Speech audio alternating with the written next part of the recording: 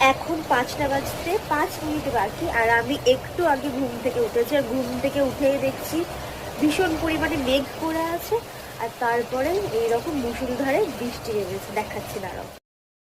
এইভাবে বৃষ্টিটা হচ্ছে, মানে ভীষণ জোরে বৃষ্টি নেমেছে। বৃষ্টিটা কখন থামবে জানি না। আর আমি বাড়িতে একাই আছি, সবাই সবার কাজে বেরিয়েছে, একাই বাড়িতে ভয়ও করছে।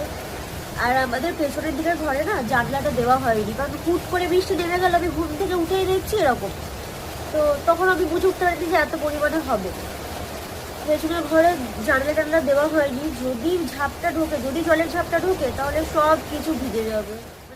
বৃষ্টিটা ছেড়েছে, মানে কমেছে শেষ পর্যন্ত। আর এই ঘরে আমি এসেছি, দেখি কি অবস্থা।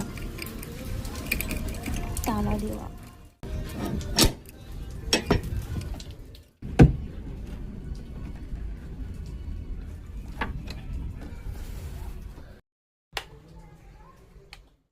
আমি বলছিলাম না তখন যে মিশো থেকে একটা পার্সেল এসেছে, কি এসেছে সেটা দেখাচ্ছি।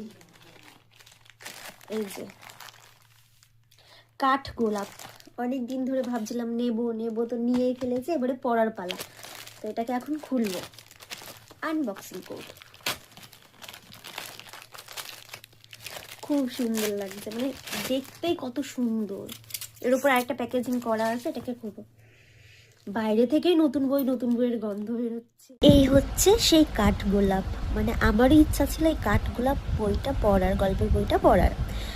তো অনেক দিন ধরে ভাবছিলাম, এগুলোর দাম 200-300 টাকা হলেও এই 200-300 টাকাটাই আমার কাছে অনেক, কারণ নিজের থেকে কিনি তো, মানে নিজের টাকা দিয়ে যেটুকু জমে সেখান থেকে কিনি, তো সেই টাকা থেকে আরও কিছু করার থাকে।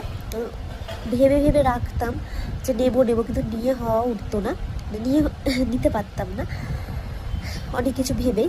তো তারপরে হচ্ছে কি যে দেখলাম মিশোতে সেল দিচ্ছে, আর এই বইটা আমি কততে পেয়েছি জানো? 90 টাকায় পেয়েছি। ভীষণ ভালো একটা বই।